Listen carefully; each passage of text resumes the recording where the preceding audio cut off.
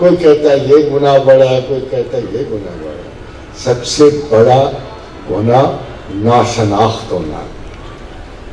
سب سے بڑا گناہ ہے کہ آپ کو order, classical order of universe میں پتہ ہی نہیں اس کا حکمران کون ہے۔ قل یا عبادی الذین اسرفوا علی انفسہم، اور کہہ دو نا میرے بندوں کو، ہم تو سنت رسول پہ، انہوں نے کہہ دیا، ہم بھی کہہ رہے ہیں۔ قل یا عبادی الذین اسرفوا علی انفسہم، ذرا اندازہ لگایا کیا جملہ بولا کہ گناہ نہیں کہا گیا، اسراف۔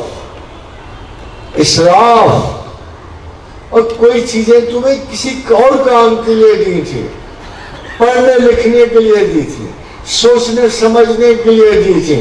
بڑے بڑے ہمارے صوفیاء، کسی نے واسطت میں حضرت فضائل بن عیاض نے ساری عمر، آدھی عمر ڈاکے میں گزاری، پھر کسی نے کہا ابھی وقت نہیں آیا کہ تو اپنے عقل کو آواز دے، سمجھے اور سوچے کہ تیرا کام کیا ہے۔ حضرت عبداللہ بن مبارک کا یہ حشر تھا، ساری رات تماشے کے لیے کھڑے رہے، صبح اذان آئی تو کسی نے آواز دی، ابن مبارک ابھی وقت نہیں آیا کہ تو اپنی عقل کو آواز دے، سوچے سمجھے کہ تو کس کام کے لیے آیا، کیا کر۔ تو جب ایک اچھی چیز فالتو خرچ ہو جائے، اسراف ہے، اور عقل سے بہتر شے کوئی نہیں۔ جب آپ اپنی عقل کو ان لیسر پرائیورٹیز پہ تقسیم کرتے رہو گے تو as a matter of fact زندگی کے مختلف ادوار، مختلف ترجیحات ہم پہ عملہ آور ہوتے ہیں۔ بچے ہیں تو شاید کانچ کے ٹکڑے ہماری ترجیح ہوتے ہیں، بڑے ہوں تو اسکولوں کی ترتیب ہوتی ہے، اس سے بڑے ہوں تو آئلی زندگی کے مسائل ہماری ترجیح ہوتے ہیں، اس سے آگے ہمیں طاقت اور نسب کی ہوس پڑنی شروع ہو جاتی۔ پھر حکومتوں کے تعلقات، from time to time your priorities change and they become your purpose, مگر پوری زندگی میں یہ پرائیورٹیز نہیں ہے۔ پوری زندگی کی صرف ایک پرائیورٹی ہے، and that's Almighty Allah himself.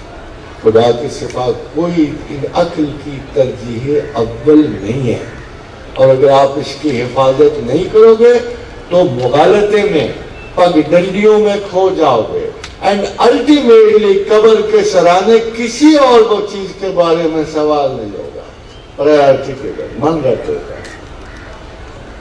سوال ادھر پہلا وہی ہوگا کہ یہ تمام، اگر پہلے سوال کا جواب آپ نے ٹھیک دیا، خدا خود جواب دے گا میرے بندے نے ٹھیک کہا۔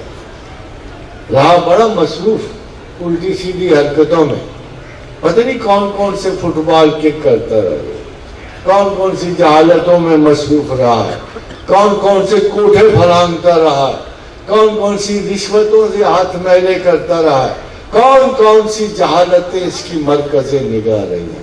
مگر یار کمال کی بات ہے، ان تمام جہالتوں میں ایک عقل تسلسل سے کام لیا ہے۔ اِنَّا هَدَيْنَا السَّبِيلَ إِمَّا شَاكِرًا وَإِمَّا كَفُورًا۔ مجھے نہیں بھولا، مجھے پھر بھی یاد کرتا۔ دیکھو غالب نے کیا کہا، کتنا اچھا شعر تھا وہ۔ غالب کہ پھر آپ کی زندگی کی ترتیب لے کر آپ اٹھے، ان کا اللہ میاں تو نے ہمیں ماں باپ کو دیا روٹی کی، چھوٹے تھے بچے کام پہ لگ گئے، رونے پیٹنے میں لگ گئے، کبھی اس کو سپورٹ کیا، چھوٹے بھائیوں کو اٹھایا، گوڈیوں میں کھلاتے رہے، اسکولوں میں گئے، کتابوں کے بوجھ اٹھاتے رہے، ہمیں ٹائم کب ملا تیرے بارے میں سوچنے کا؟ مگر نہیں، جس شخص نے ان تمام مصروفیات زندگی کے باوجود اسراف سے گریز کیا اور ایک مین پرپس کو تھامے، قل یا عبادی الذین اسرفوا علی انفسہم لا تقنطوا من رحمت اللہ۔ اپنے کانٹریکٹ سے ادھر ادھر نہ ہونا، رحمت کو ذہن میں رکھنا اور رحمت عطا کرنے والے کو نہ بھولنا، ورنہ بالکل ہی بیڑا غرق ہو جائے گا، ساری زندگی اسراف میں چلی جائے گی۔ کیوں؟ ان اللہ یغفر الذنوب جمیعا، بے شک تمہارا اللہ وہ ہے جو تمام گناہ معاف، کوئی تخصیص نہیں، کسی قسم کا سیدھی کلین آیت ہے کہ ان اللہ یغفر الذنوب جمیعا، ان ٹوٹل وہ تمہاری ساری خطائیں معاف کرتا ہے۔ انہ هو الغفور الرحیم، کہ وہ غفور ہے اور رحیم۔ پورے کا پورا مذہب درس ترجیحات ہے، اور پوری کی پوری زندگی کی ترجیح صرف ایک ہے، وہ اللہ کو جاننا ہے۔ وہی جو قرآن نے درج کیا، اما شاکر و اما کفورا، چاہو تو مجھے مانو، چاہو تو میرا انکار کرو۔ اگر آپ نے یہ درجہ پہلے حاصل کر لیا تو خدا کریم نے صرف درجہ عقل کی بنیاد پہ رکھے ہیں، نہ عبادت ظاہرہ پہ رکھی ہیں، نہ کسی تقوی کی مہارتوں پہ رکھے ہیں۔ اس نے کہا نرفع درجات من نشاء وفوق کل ذی علم علیم، کہ میں نے درجات علم کی بنیاد پہ رکھے اور ہر علم والے کے اوپر ایک علم والا ہے۔ اور علم کنفیوژن ہے، علم کیاس ہے۔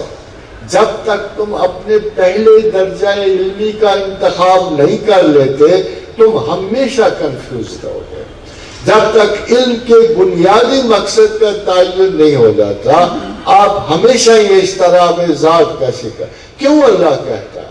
سوچو تو صحیح کہ تمام دنیا کا مال لے جاؤ، جائیدادیں لے جاؤ، گھوڑے گاڑیاں لے جاؤ، حب و شہوات میں جو کچھ آتا ہے لے جائے، حسن کامل ہو یا حسن ماڈرن ہو لے جاؤ، مگر کہتے ایک چیز نہیں دوں گا، ایک چیز نہیں دوں گا، کوئی دعوے دار اس کا نہ ہو، وہ میں نہیں دوں گا۔ الا بذکر اللہ تطمئن القلوب، میں اطمینان قلب نہیں دوں گا، کیونکہ تم نے اپنے مقاصد کی ترجیح کا اندازہ نہیں کیا، تم نے اپنی اولین زندگی کے مقصد کا تعین نہیں کیا۔